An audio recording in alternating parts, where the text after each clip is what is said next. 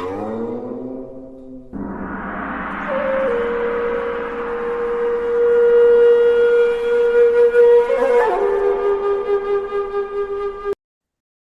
try to heal or change your partner. Welcome to my channel. Today, we're going to talk about relationships. A lot of people might not understand. He makes me suffer, so why should I be the one to change instead of him? The answer is simple. Because you are the one who's suffering, not him. If he is not in pain, why would he ever want to change? I would like to emphasize that I use he here from my female perspective. For boys watching the video, this he should be changed to she. We often believe that the pain we experience in a relationship is caused by our partner, and if they just change, our pain would disappear. So, many people try to heal or change their partner. But you have to realize that when you're in pain because of something they did, they might not even care. For example, your partner may be lazy or unambitious, that's their issue. If they're satisfied with their own behavior, they won't change. In other words, you're stressing over things they aren't even bothered by, which is why you feel so exhausted. A lot of people also think that the person who's wrong should be the one to change. But let me tell you, the person who's in the wrong is often the least capable of changing. Change takes strength. When we think our partner has issues, and that we need to heal them, we unintentionally place ourselves above them, thinking we're the ones who will save them. And I'm telling you now, this will only lead to resistance because no one likes to be controlled or blamed. You have to understand that your partner's pain stems from their upbringing, their family, their relationship with authority, and their personal experiences. If you think you can heal all that, you're being narcissistic, you're not their parent. Your partner needs to be their own parent, especially now that they're an adult. Their parents can't help them anymore, and neither should you. In relationships, it may seem like we're dealing with problems, but in reality, we're dealing with feelings and emotions. Let me say that again, because it's crucial. What seems like life's daily struggles are actually about managing feelings and emotions. So often, instead of dealing with our own emotions, we try to deal with the external behaviors, the surface level things like right and wrong, the fights and disagreements. This kind of conflict will tear a relationship apart. You have to realize that when you meet your partner, both of you come with a lot of emotional baggage, family backgrounds, childhood experiences, personal traumas. It's not like the two of you are starting fresh like a clean slate.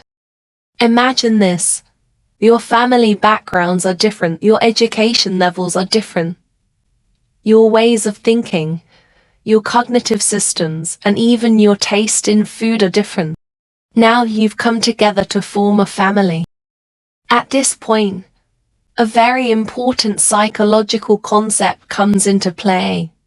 The power dynamic. Let me explain. Power dynamic means just one thing. Control. It's the need to take back your rights, to make sure you don't lose out in the relationship. Maybe your subconscious has been programmed this way since childhood. So in this relationship, you feel the need to exert control over your partner, to regain your sense of power, and to prove you're right. But here's the problem. Your partner is thinking the same thing. When both people think this way, conflict keeps escalating. What kind of communication is even possible at that point? All you're doing is looking for evidence to prove yourself right and win. If you want to ease this conflict, a miracle has to happen, and that miracle is whoever's in pain needs to change. So you see, we cannot heal our partner most of the time. We can only heal ourselves. If your partner isn't willing or ready, and you try to force them to change, you're setting yourself up for a world of struggle. There are only 3 things you can do. 1. Lower your expectations. Reduce your expectations of your partner. If you have expectations, direct them at yourself. Focus on becoming healthier, happier, and more abundant. Reflect on your own relationship patterns. Figure out what you've gained or lost, and see what you can do to heal, nourish, improve yourself.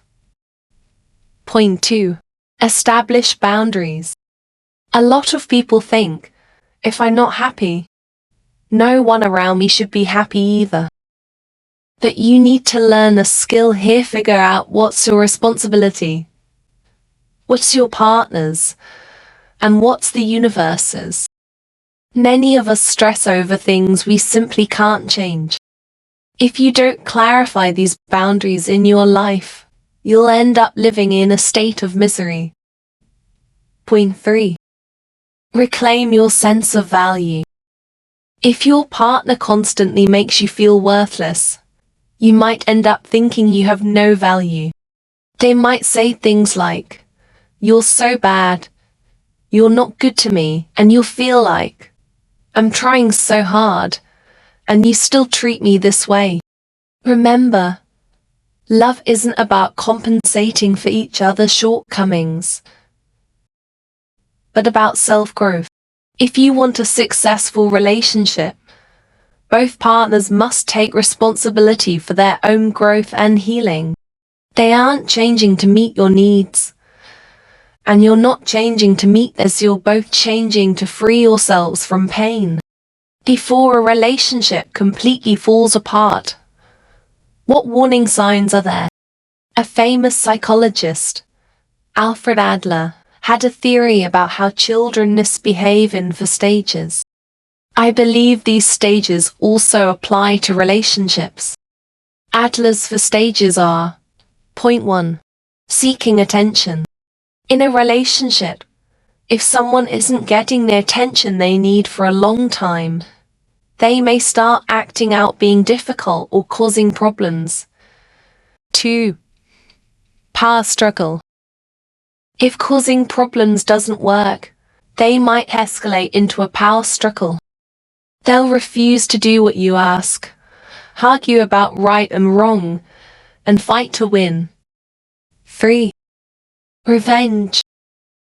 This is when they think, if I'm not happy, you won't be happy either. They'll do things to make you uncomfortable, like making a mess if you like cleanliness, or embarrassing you in front of friends.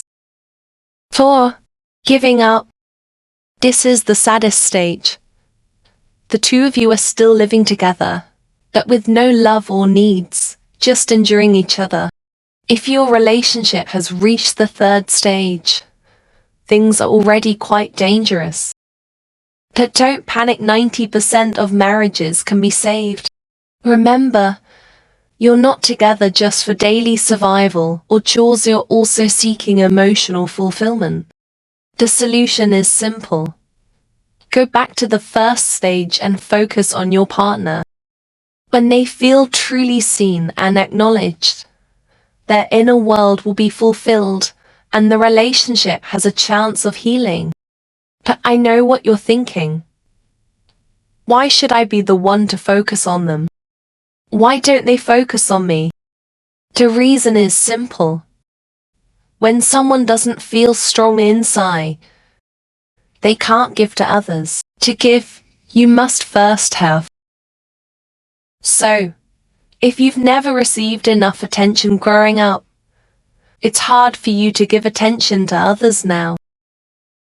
This is the trauma we carry, a black hole from our childhood. We need to heal this hole, fill the emptiness within ourselves. Only then can we truly change a relationship. So here's a final thought. Whoever has the emotions takes responsibility. Whoever has the problems grows. Whoever is in pain must change. Awareness is the beginning of learning, and self-reflection is the beginning of transformation. Thank you to everyone who supports this channel. I hope today's content was helpful, and don't forget to like and follow. See you next time.